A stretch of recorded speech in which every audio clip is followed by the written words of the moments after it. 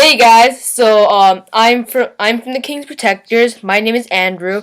If you notice, then I am from Bluniacs, which is used to be a channel with gaming and stuff, but now it's defunct because of reasons.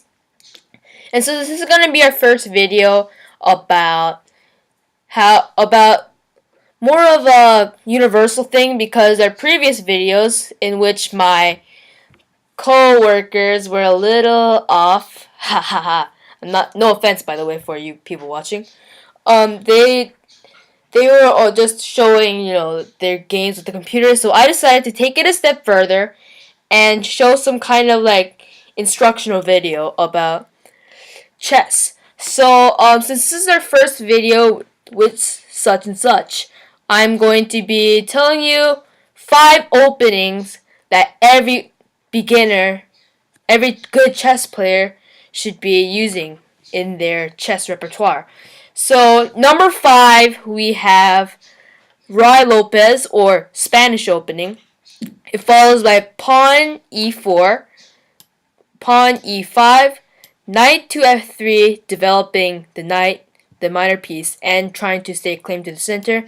Knight to c6, a very common response, and bishop to b5. Now, this is called the Ruy Lopez or Spanish opening. This is one of the oldest openings that has been used in chess so far. Now, there are many variations to it. There's a6, which chases this bishop out, and there's also the barreling defense, which is an okay move. It's a very logical move because it develops a knight and it attacks his pawn at the same time. And there's also the Cosio defense, which is something a little different. Although the only problem is that this opening seems a little too meek because it blocks out the lines for bishop to queen. Now, one of the most common responses you'll see is pawn to a6.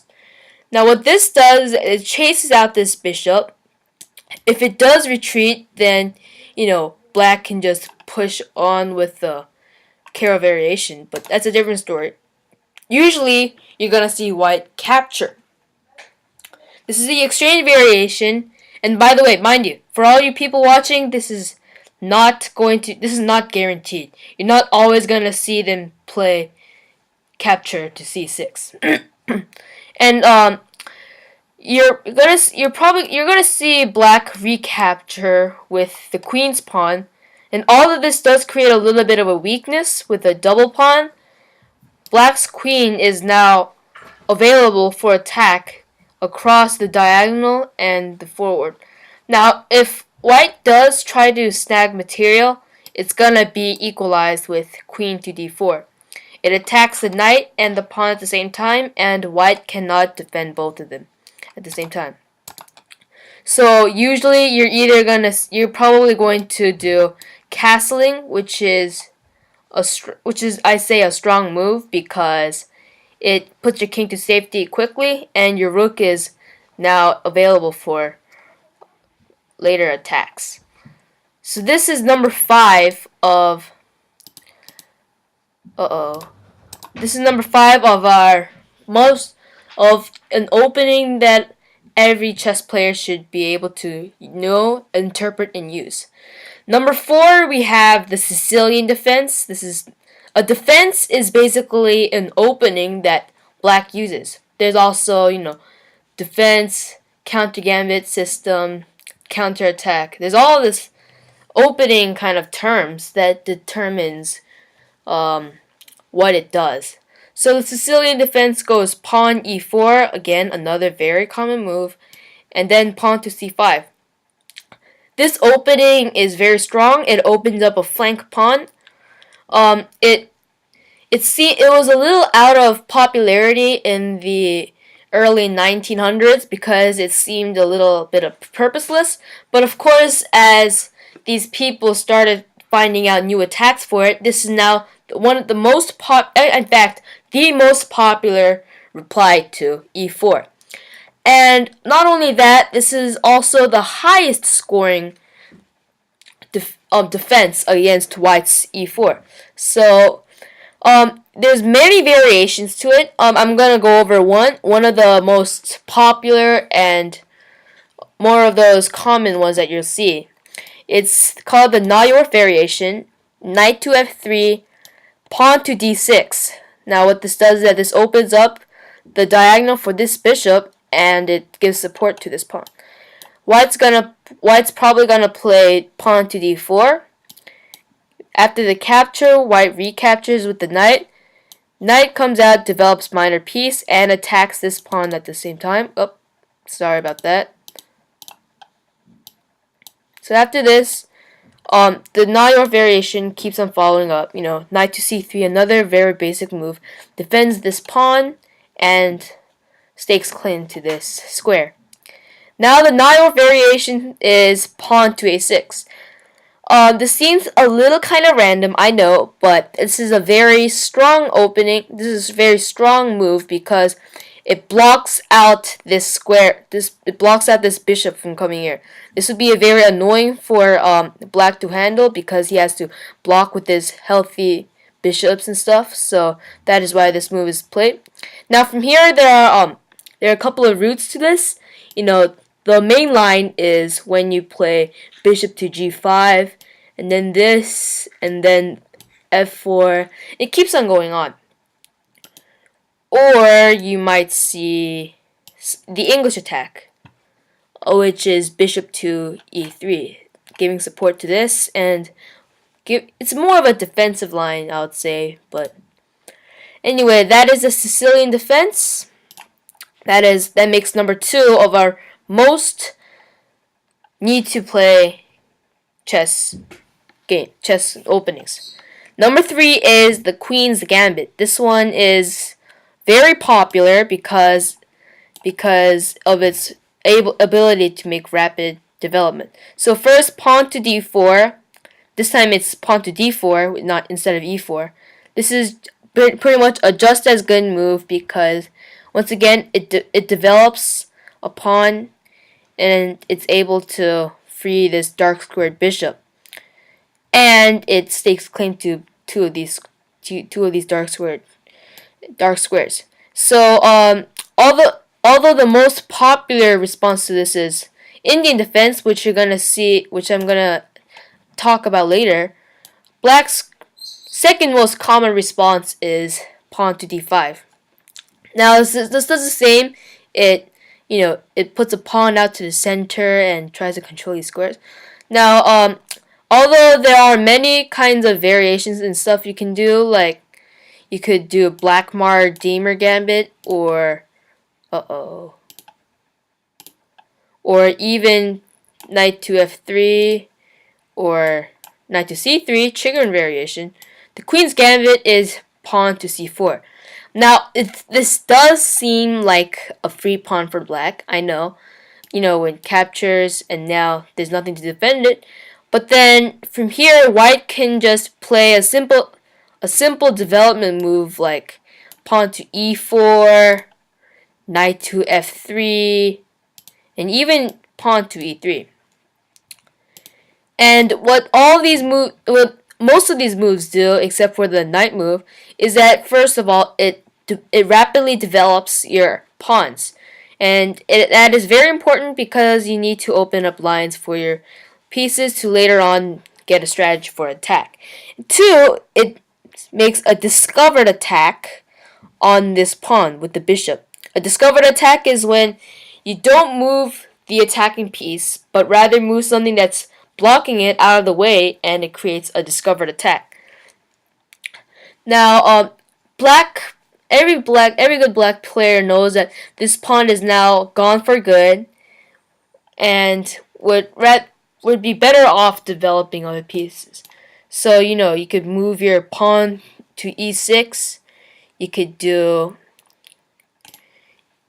even try fianchettoing your bishop here. Doesn't matter. That is the Queen's Gambit. Oh, and also one thing that I forgot to mention is that you're not gonna see black capture this very often. You're gonna see him either play the Slav defense or the classical QGD over here. Queen's Gambit declined. This makes our number 3 for must-play openings. Number 4, we have the Italian game. This one's for white. It follows out with pawn to e4, pawn to e5, knight to f3 again, knight to c6 like we saw, but instead of the Ruy Lopez going to b5, we're gonna take it a little bit safer and go c4. Now, this is called Italian game, and what this does is that it eyes down on this weak f7 square pawn. The f7 square or f2 square is considered the weakest square because only the king is defending it. And if it is captured, then the king is forced to take it. Otherwise, he would lose material and his king would be out in the open, and that would be great for an attack. Now, you're probably gonna see either of these two responses. Either Gioco Piano, which is bishop to c5, or two knights defense, which is knight to f6. It says over here. If you do see black play bishop to c5, the main line of Gioco Piano is going pawn to c3. Now, what this does is that first, although it blocks off access to this knight, it prepares for a pawn thrust at either d4 or b4. It's completely your choice. And yes, then this knight does seem like it's blocked off, but after this, you're gonna create either room for here or room for d2. If you do see black play two knights defense, you can go on with the fried liver attack, which isn't even quite the fried liver attack yet because that has to go on a little bit more. Most of the times you're going to see black play d5. This is pretty much the only logical way to defend against this dangerous attack on the f7 square. And this also a very simple development move. Freeze line for your bishop and all that. And it attacks both the pawn and the bishop. Now, white doesn't have much of a choice here because if he chooses not to capture, then his pawn's probably going to get killed. After pawn takes, the knight is going to go to a5, attacking this bishop. If this bishop chooses to move, then he's probably going to get this pawn killed. So the main line is going to b5, right? Then you're going to see black respond like this. Captures back, and then a simple drop back move like bishop to a4. And white is up in material, however, black is more in the advantageous side because his pieces are developed. However, I can just assure you that Italian game is one of the openings that you must know, and you should try playing it sometime in your chess playing. So that concludes with number 4, and the final number 5, we have the French defense. Since for black, again, I know this is a little bit too much of a repetitive thing, but e4 is so far the most common way for white to do it. And French defense is when you move your pawn to e6. Yes, it says Longfellow system, but there's a little bit of an error that says that this is the Longfellow system. And so yeah, it's a little bit of a bug, I guess. The Longfellow system is this, but we are not going to go over that. So the French defense is pawn to e6. Now, white has many options here. He can either advance his pawn for the Steinitz attack. He can move d4, which is the main line for the French defense, freeing these bishops and making availability for the queen. Or he can move knight to f3, which is another another move that some people prefer to play. Now we're going to go over the main line, pawn d4. And here black, usually, not all the time, you're going to see him move to d5, challenging the center. Sure, sometimes you might see a Longfellow system, but this is a little bit more uncommon, and this I would say is a much better line. And from here, you can either see the knight go to c3, or simply a simple exchange variation. After this, these two, black and white, are both symmetrical, both in position and in the amount of captured pieces that they killed. And from here, the game keeps on going on. But then, also another thing to be wary about is that white's not always gonna take. He's probably going to move something like this. And black can also simply just develop.